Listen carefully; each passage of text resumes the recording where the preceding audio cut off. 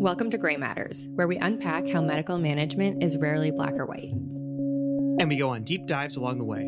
I'm Jason Freed, a hematologist at Beth Israel Deaconess Medical Center. And I'm Allie Traynor, a pulmonary and critical care attending at Mount Auburn Hospital.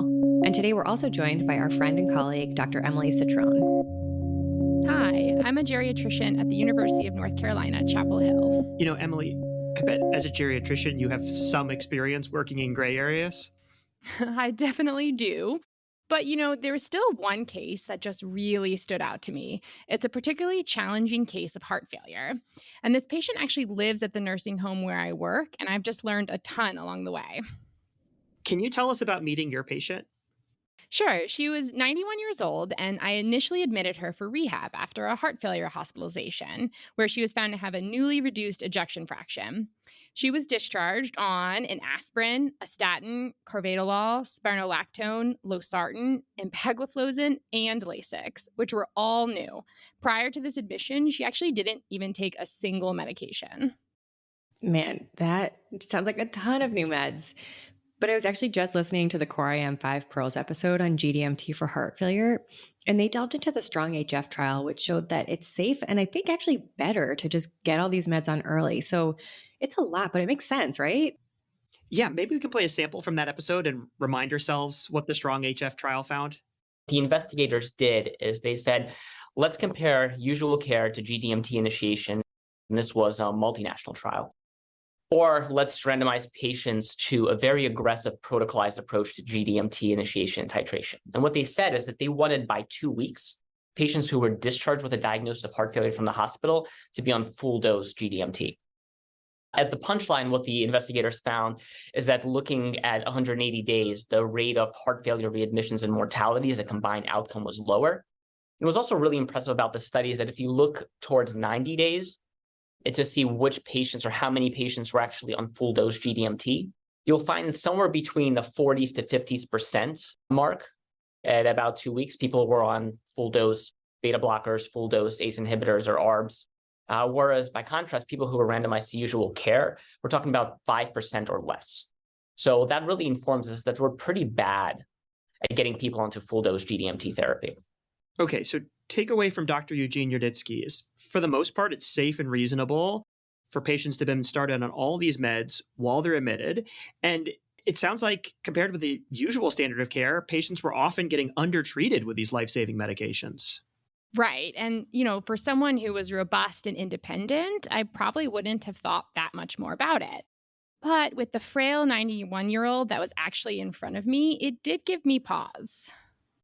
Yeah, did you have other concerns about her? Well, it turns out she was actually declining at home. Her family was reporting some cognitive impairment. She couldn't do some of the things she used to be able to do. So we felt pretty sure she had dementia. I see how this is getting more complicated than just heart failure. Yep, exactly.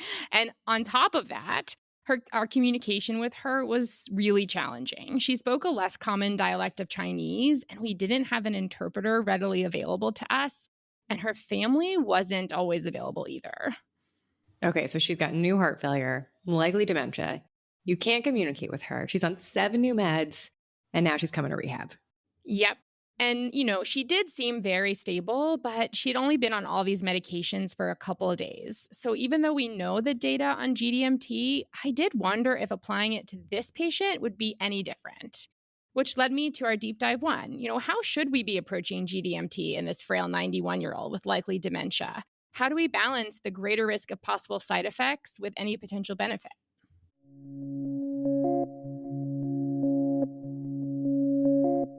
We know how to treat advanced heart failure in someone that's 50 years old without a lot of other comorbidities. But then thinking about how do we do that in someone that is quite comorbid, advanced age, and then has all these other communication difficulties and family and social issues going on, it gets much more cloudy in terms of knowing what is the best way to treat these people. That's Dr. Adam Moskowitz, a geriatric cardiologist at UNC. So, let's go back to STRONG-HF. So they did include patients up to the age of 85, but the average age was still only 62, and it didn't include any patients in their 90s. Okay, good to know. But also, why does age even matter? I mean, We've all taken care of patients in their 80s, 90s, they're independent, taking care of loved ones. I mean, even running marathons. Definitely. But putting my geriatrics hat on, even those 90-year-olds running marathons still have physiologic differences that are part of normal aging, especially when you think about the effects of medications. And then it gets even more important when you start to think about frailty, which is not a part of normal aging. And I bet frailty is not mentioned in these trials. Yeah, it makes you wonder what we would see if we did have studies on patients who are frail. Remember, this is still a 91-year-old female with dementia, and so then it gets a lot more muddy. And that complexity is where I like to live as a clinician. These patients live outside of the guidelines. And so that is really when you get to hone in and make a truly individualized decision, and you get to be really patient-centered. And I think that probably the best way to do it, depending on other factors, is probably somewhat stepwise approach. But we get in a big hurry to start and stop medicines, and sometimes that's the right thing to do. Sometimes it's not the right thing to do. And so making sure that we're kind of putting it all into context is what I really love about these types of cases and these types of patients.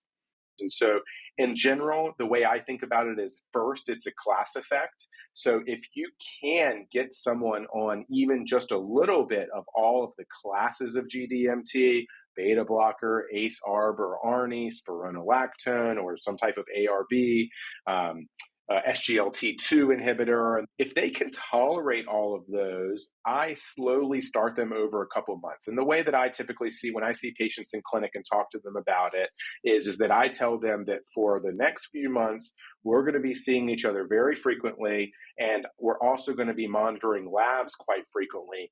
And that's distressing for people. It's a lot of doctor's visits, a lot of medicines, it's a lot of labs. Yeah. So important to set that expectation that we're going to be working hard to find that sweet spot for these patients. But that brings up for me something that, often makes me hem and haw a bit on rounds, which is, if we're worried about starting them all at once, how do we choose which one to start with? Like, what does this actually look like in practice? It sort of depends. And some of it kind of depends to me on what they presented with.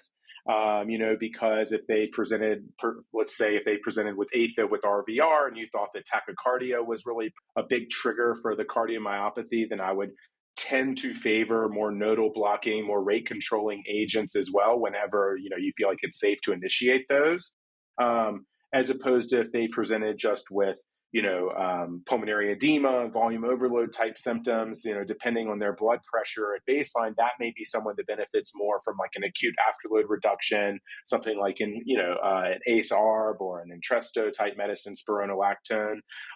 I tend to initiate the medicines with better hemodynamic effects, meaning the afterload reductions, the vasodilators, things like that. This was such a great learning point for me because sometimes, I'll get an echo in my inbox and it has a newly reduced EF. And honestly, it can feel really arbitrary of which GDMT to start. It sounds like for this patient who had never mentioned chest pain, has no arrhythmia, maybe the beta blocker is not as key to get on board early. Yeah, I think that's a good point. And then another way to think about it is which side effect they could tolerate more. Totally. I mean, I have had my fair share of older or frail patients who were started on beta blockers who frankly just felt like crap or became pretty orthostatic. I love beta blockers. I'm a cardiologist. But I do find that especially in older patients that they tend to produce a lot of adverse effects. So a lot of orthostasis, a lot of fatigue, and so I do find that they tend to be poorly tolerated in older adults. It doesn't mean that you shouldn't try, but this is not the person that I'm going to try to titrate up to 200 milligrams of metoprolol because quite frankly, she's not going to tolerate that very well. This makes me think a lot about this concept of homeostenosis. This idea that as you get older, the range for homeostasis gets more narrow. It gets stenotic. And so patients, they have a narrow range for their blood pressure, kidney function, things like that. And shout out to one of our off-air producers, Dr. Aaron Troy, who brought up how beta adrenoreceptor sensitivity decreases physiologically with age. So it's almost like they have some intrinsic beta blockade, which increases the risk for orthostasis. Right. But to emphasize, these challenges don't mean the medications can't work in terms of fewer heart failure readmissions or mortality. So it's still worth a shot getting at least small doses of GDMT on board, even beta blockers. It can just take a lot longer. And, it's such a good point, but It feels so hard because we know that each of these medications can have such benefits. So I just can't get rid of that part of me that feels like it's so wrong to have any of them missing. And I think that everyone should give themselves some grace. We know what the appropriate medicines are. Congestive heart failure is an interesting scenario because we know that there's these 4 to 6 medicines that really work synergistically together and to help improve or stabilize cardiac function. And so we can get very laser focused on that and then we can sometimes forget to take care of the patient that's in front of us. I think that it's important to remember that it's not target doses of GDMT, it is maximally tolerated doses of GDMT, and that can be different for every patient. I love that reminder that it's maximally tolerated GDMT. So we already talked about beta blockers in older patients. How do we think about other GDMT to prioritize? Yeah, so I think one example is that if you have a patient who's on a diuretic and getting potassium supplements, maybe try prioritizing the spironolactone. It's potassium sparing, and then we can see if we can minimize some polypharmacy. And then, if there's still blood pressure and potassium room, it's probably better to favor that ARB or ARNI over an ACE inhibitor, since we know that ACEs can cause cough, and then we don't have to worry about the risk of angioedema. Yeah, and then with the SGLT2 inhibitor, that's a really good one if the blood pressure is on the lower side because it doesn't affect blood pressure as much as the other GDMT. So if I can try and summarize Deep Dive 1, my takeaway is we're trying to find the sweet spot of maximally tolerated GDMT because we know it has proven benefit for heart failure, readmission, and mortality, and get as many classes of medications on board. And then in terms of which ones to prioritize, particularly in our patients that fall outside Table 1 from these guidelines, we want to think about what might have led to their heart failure in the first place and what side effects we might see. Just a quick word from our sponsor, Echonos, the maker of the ultra-portable Cosmos point-of-care ultrasound solution. I am so excited that Cosmos is out there redefining point-of-care ultrasound. Oftentimes with technology, we find ourselves compromising quality with affordability.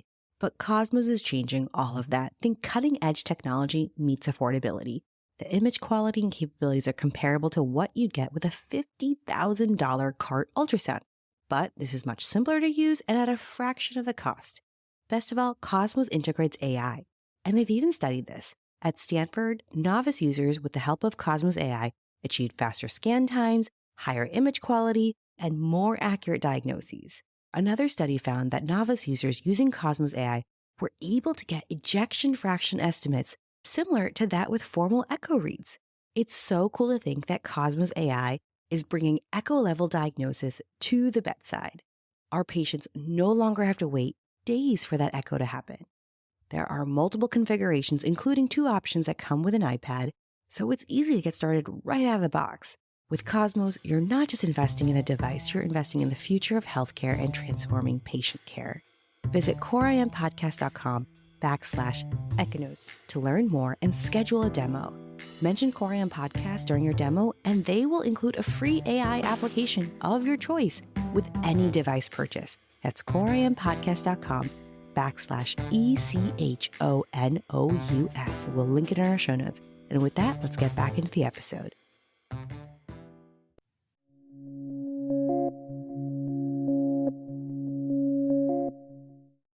Wait, so Emily, going back to your patient, she was actually doing okay with all of these medications, right? And I think she was going to be going back to her PCP and cardiologist for ongoing management. That's true. And she was also doing well with therapy, but she was reaching her last covered rehab day from Medicare. And this is where things actually started to get even trickier. We tried to start discharge planning, but no one could get in touch with her family. Man, so were you able to get in touch with anyone? Well, eventually, it took weeks, but we got a hold of the daughter-in-law, who told us that not only could the patient not go back and live with them, but they also didn't want to be involved in her care at all. So she had no one. She had other children living in a different state, but none of them were willing to take on her care either. Man, that is heartbreaking. Ugh, yeah. And on top of that, we think she likely has dementia. And I'm guessing you were probably still unable to successfully communicate with her. Right. And she had no prior documents detailing her wishes either. So it was really hard. I mean, what were we going to do? No family, no advance directives. But then, as it usually happens... Uh-oh. Yep, exactly. It was late Friday afternoon, of course, and her potassium came back at 7.5. Yikes. Yep. So we admitted her to our inpatient geriatric service. She also had a pretty severe AKI. Oh, man. How did she end up doing? Well, medically, she did okay. Her kidneys and potassium, they improved pretty quickly, but, the hospital stay was hard on her in other ways. Yeah, I can imagine. I'm guessing with the new environment, communication challenges, no family. She probably ended up with some pretty bad delirium. Yeah, I mean, gosh, at the nursing home, even with all the communication challenges and dementia, you could tell she just was this really vibrant woman. She was always smiling and would, do this little dance move with her hands. But when she came back, she was confused and withdrawn and even quite upset at times. That must have been so upsetting to see such a big change. It was so hard to see. But, even with that, there was also something that had been weighing on me ever since I saw that potassium of 7.5. What if she had coded from that? Oof, she's still full code. Yeah, no one had previously ever had that conversation with her, and her family hadn't wanted to engage in it either. And so at this point, she was what we call an unbefriended older adult. Like, that is an actual real term that exists in the literature? It is. An unbefriended older adult lacks decisional capacity, doesn't have a pre-existing advance directive, and doesn't have any family, friends, or a legally authorized surrogate to assist with decisions. Man, that is so hard and so sad. So then what do we even do in this situation? What do we do about our code status? It's a great question. And at least the next step felt somewhat clear to us. We felt that she needed a guardian. I mean, she's 91 with dementia, has no family, has not appointed a power of attorney, and we're worried about her potentially coding. Yeah, I think most of us would probably agree. It sounds like she does need a guardian. But, I see this come up in other situations. There seems to be a lot of confusion, lack of clarity in other cases about who needs a guardian. So for Deep Dive 2, can we take a look more into who actually needs a guardian and what is that process actually like? Whenever I'm thinking of guardianship, I'm thinking of it as a last resort kind of thing. You kind of have to remember that there's only two ways in our society where you can be denied most of the rights that you would otherwise have. And one of them is to be incarcerated, and another is to be deemed incompetent and be given a guardian. You lose almost all of your rights. That's Brian Godfrey, a social worker with UNC Geriatrics. So there may be clever ways around it where we solve the problem without having to go through the whole legal process. Can we solve it with a healthcare power of attorney? Can we solve it with a behavioral change or a systemic change? And that would be the ideal situation. Try to identify the specific problem we're facing. Try every non-guardian way we can to solve this problem. And if we still can't solve it, that's when we bring in a guardian. That makes sense. I can think of a lot of patients who fall into this category and don't have capacity for certain decisions. And we can invoke a power of attorney or, it's sometimes called a healthcare proxy for things like procedures, chemotherapy, most medical decisions. But what about in your patient who has dementia and she doesn't have a healthcare proxy? Right. It's a little different because, we weren't only concerned about certain days, like if she were delirious, and it wasn't only certain decisions. We were really concerned about her competence. And so since she didn't have a healthcare proxy, for her, we really needed a guardian. Okay, I get why your patient needs a guardian, but I'm a little confused. Can we go back? Because it sounds like we're saying if someone is incompetent but has a healthcare proxy, sometimes they still need a guardian. Why would someone need a guardian if they have a family member who's their healthcare proxy?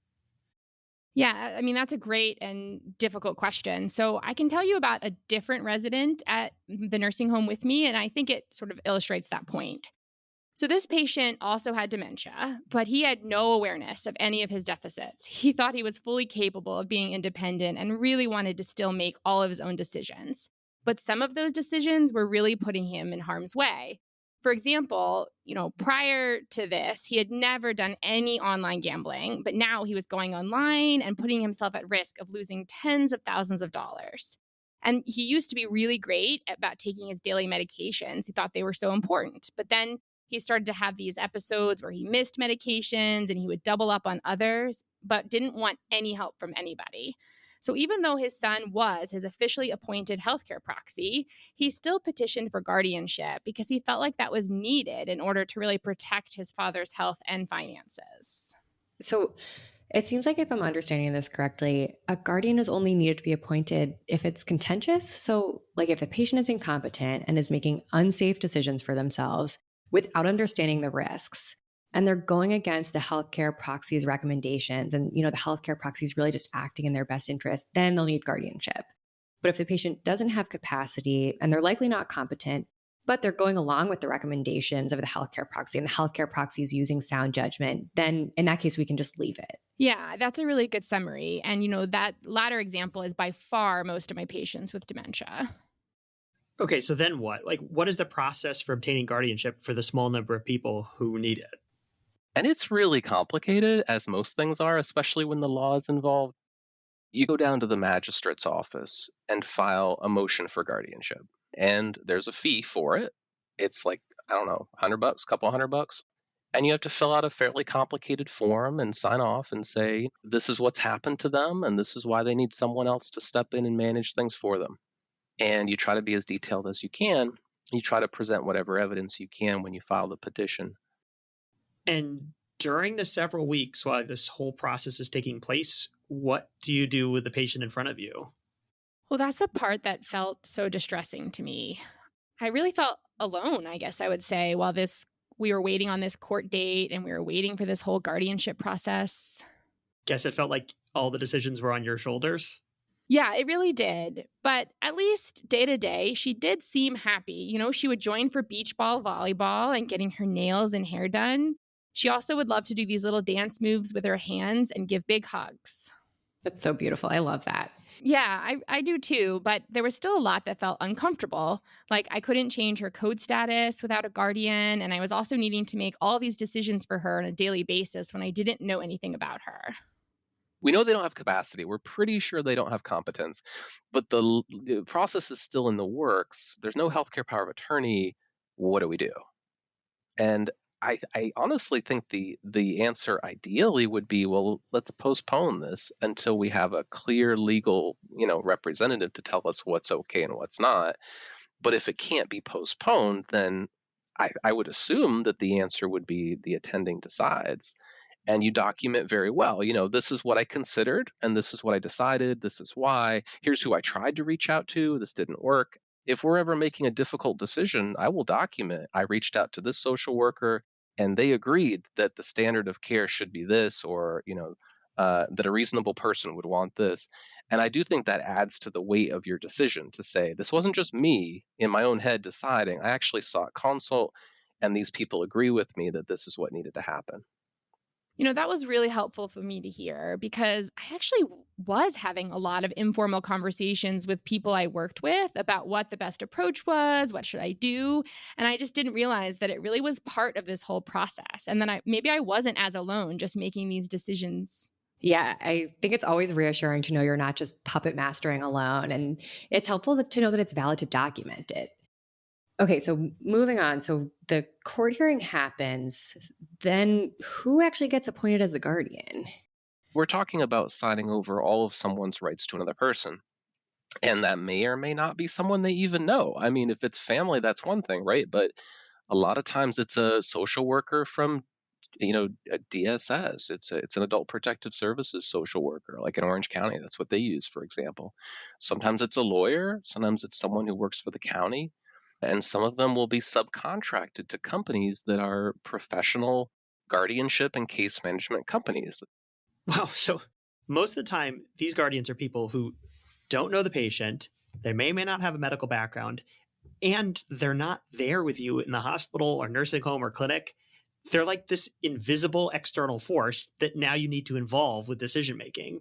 Yeah, absolutely. They're the one making the decision, but your patient is in front of you. So how do you continue to make patient-centered decisions when oftentimes the guardian is someone who's court appointed and doesn't know the patient on an individual level?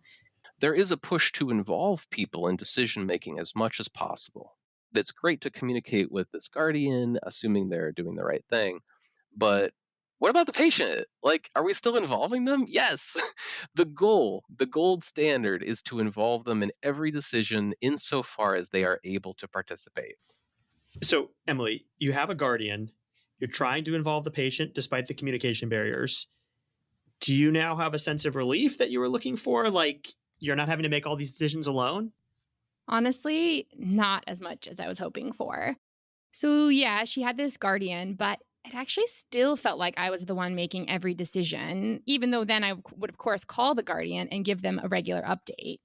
Yeah, that's exactly how I feel in the ICU with my guardian interactions, where aside from major decisions, I'm just doing my best to make what seems like the most appropriate medical decision. And then I'll call the guardian after the fact to give them the update. Yeah, I guess we still make most of the medical decisions. I guess it's those value sensitive decisions like, would they want chemotherapy that has a fair number of side effects and a not great chance of response? Those are the ones we involve the guardian for. Exactly. But then the other part that was actually challenging and not quite the relief I was expecting is that changing her code status turned out to not be that simple. Let's say someone has a guardian and you're trying to make an important decision like changing their code status. Why would that take so long? Well, it's kind of by design. They don't want the guardian to just suddenly make major decisions in a person's healthcare with no consult, with no time to think about it, with no time to react and catch it if they're behaving inappropriately. So they purposefully build in some stops into the system. One of them is they have to go to the judge and say, hey, this is the plan I'm hoping to make in their care. Would you sign off on it? It's like it's a check and balance system. And then the judge will look at it and say yes or no.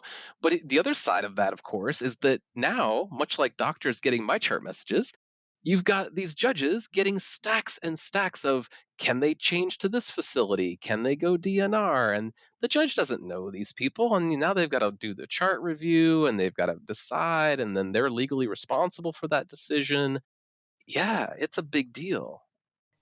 Hearing that just makes me so angry. I get why the system is there to protect people, of course. But as an ICU doctor, when people are languishing on event, which I don't know, maybe that's a Massachusetts thing, but we have these patients just languishing, waiting for a guardian who doesn't know them to have a hearing with a judge who doesn't know them so that they can decide if I can do the medically appropriate thing for the patient in front of me and not have the person be resuscitated and intubated. It makes my blood boil. Yeah, like that is so frustrating. And I mean, the guardian system is clearly far from perfect. I should also mention that some of this is very state dependent, which is another problem in of itself. Okay. That's just making me wonder, what state can I move to that the guardianship process is faster? Yeah, this is frustrating from multiple angles. I mean, I see the idealistic side of it, which is that it takes a while and there are checks and balances for a reason in order to protect vulnerable people who can't protect themselves. On the other hand, I feel like we'd be remiss if we didn't mention that the oversight is sometimes less than perfect. As the guardian, you're supposed to keep records of everything that you do, every penny of their money that you spend, every decision you make, you're supposed to keep a record of. And then I believe you actually submit that and it's reviewed on a regular basis. But at minimum, it would be something that if anybody like the judge requested it, that you would be required to send it to them to prove that you're doing what you said you would be doing. I think when it comes down to the practicality of it, like how much is this actually enforced? Do they actually check? Even if you send it to them, do they actually open the file and read through it and check every line? I don't know. But I know what the critics are saying is no, that there's virtually no oversight in this system at all. And it should be shut down because of that. Wow, all this is sounding pretty grim. But I guess it's the system that we have. So I do think it's been helpful to just be aware of all the different aspects at play. Yeah, and I guess I wonder, like, is there another good alternative? Is there like another country that's figured this out? Or is this like what Winston Churchill said about democracy, that democracy is the worst form of government, except for all the other ones we've tried? Yeah, seriously, listeners from other countries, let us know, what other processes are there out there? So to summarize what we learned about guardianship, it's a process that is put in place if someone does not have an appointed power of attorney or a healthcare proxy and globally lacks competency. It can be a lengthy process of paperwork and to get a court date. If there isn't a family member who can be a guardian, the appointed person could be a lawyer, social worker, or even someone from a guardianship agency. And we still try our best to make patient-centered decisions, involving the patient as much as possible and suggesting what may be most reasonable. But keep in mind that bigger decisions like code status or facility changes may still have to go beyond the patient and the guardian and back to the judge. Yeah, I think for me, another huge takeaway is to get more of my patients to have healthcare proxy or a power of attorney officially documented. I mean, heck, I'm bringing power of attorney forms to my next family party. I mean, everyone needs to do this. I mean, sure, there might be good guardians out there, but if we can get documented power of attorneys, we could really avoid some of this.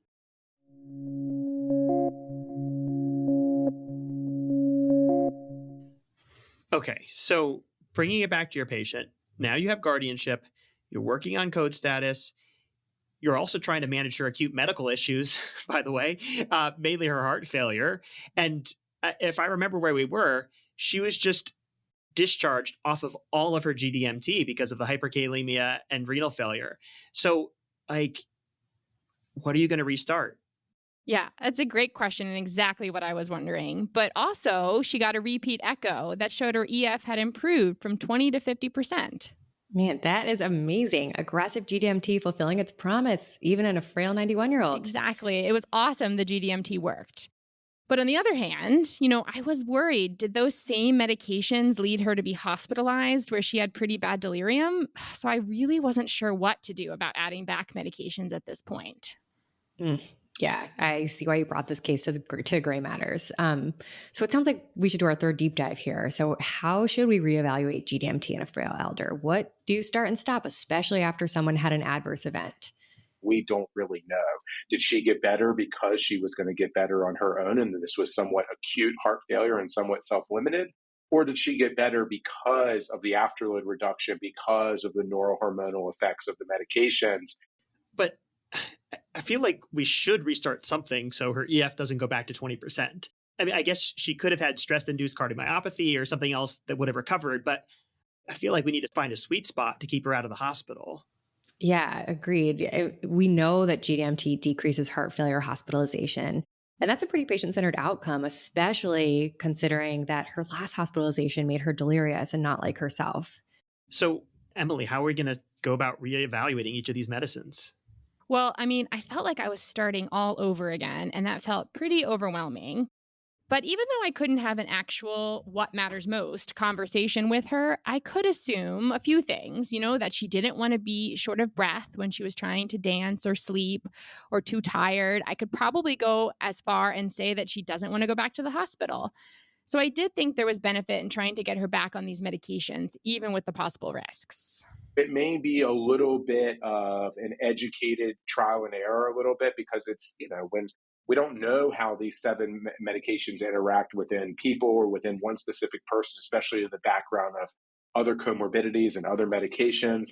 And so it can be different. But I tend to think for people with congestive heart failure that are more interested in symptom control, more interested in palliative-based metrics, that the diuretics obviously are going to be top of the list in terms of managing congestion and volume overload. But then also making sure that we're avoiding hypertension, making sure that we're doing everything we can to promote better cardiac output with some of these afterload reducing medicines are going to still benefit from a symptomatic standpoint as long as we're not getting to the point where it's causing adverse effects, because adverse effects is what has landed her in the hospital a couple different times now. And so that would be my first priority, is avoiding adverse effects and treating the problem that we have, not the problem that we might get in this situation that would be worsening heart failure once again. Okay, so Emily, what'd you end up doing? So her blood pressures were persistently elevated, so I ended up prioritizing the ARB, and thankfully this time there was no hyperkalemia. I then tried to add some spironolactone, but her potassium started to creep back up, so I ended up just stopping that. And in the end, I felt like she didn't really need the diuretic. So honestly, at this point, I've just let things be for now.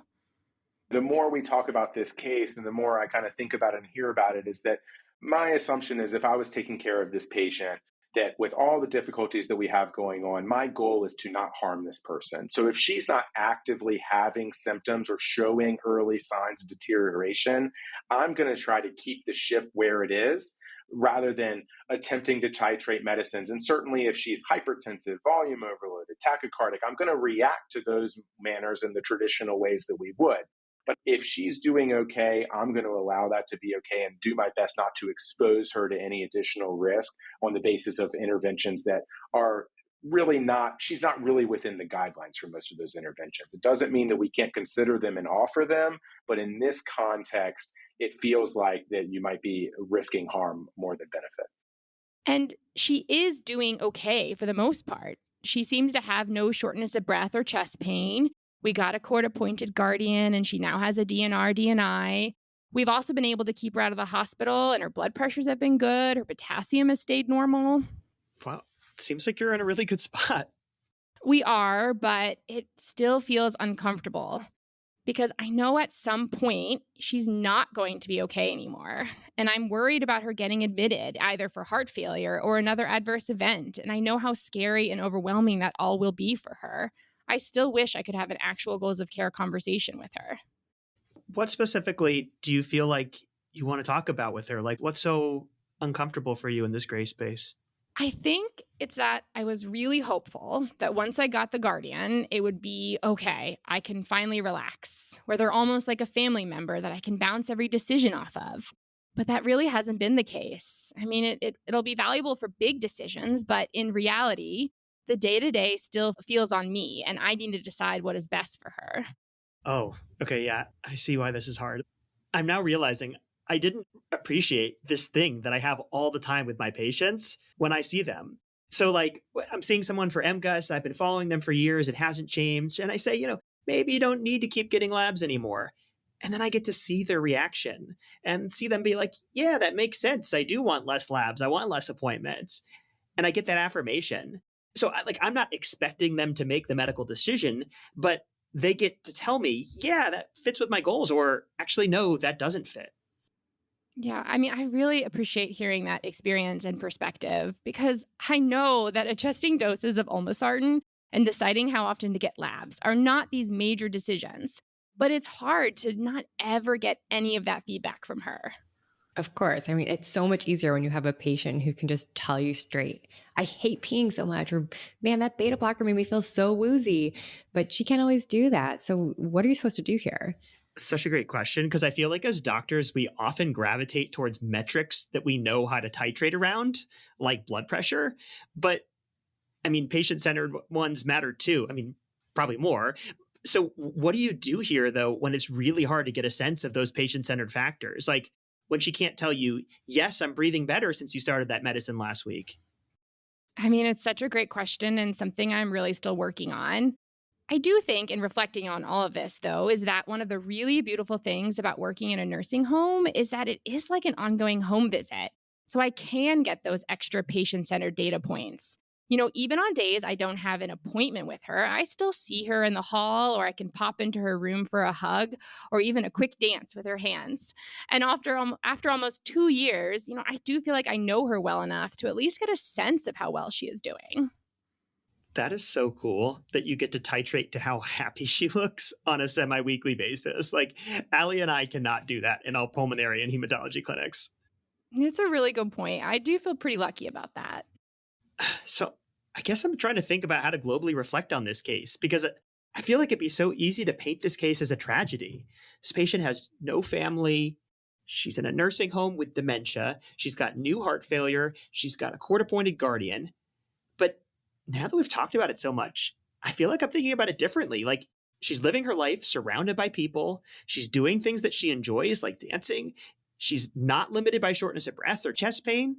I didn't really see it that way when we first started, but after months of going through this case with you guys, I really appreciate that perspective. And I think you're right.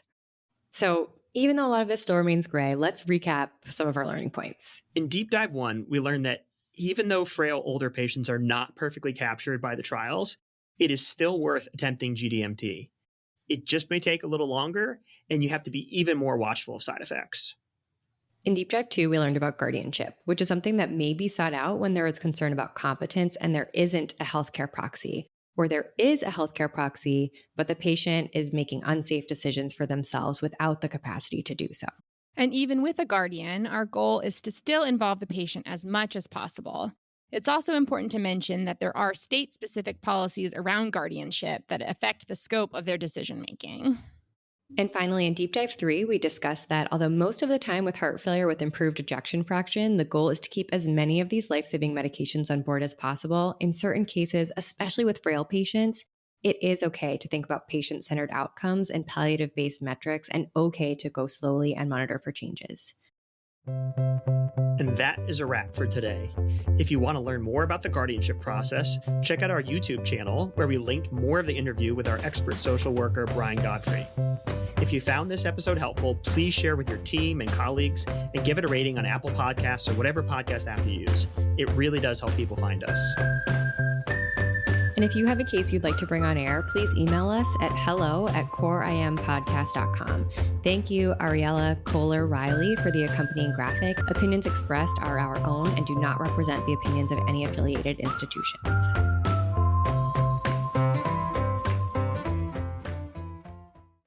At Grand Canyon University, we believe in equal opportunity, and the American dream starts with purpose. Whether your pursuit involves a bachelor's, master's, or doctoral degree, GCU's learning environments are designed for supportive networking and collaboration. With over 330 academic programs, GCU provides a path to help you fulfill your dreams.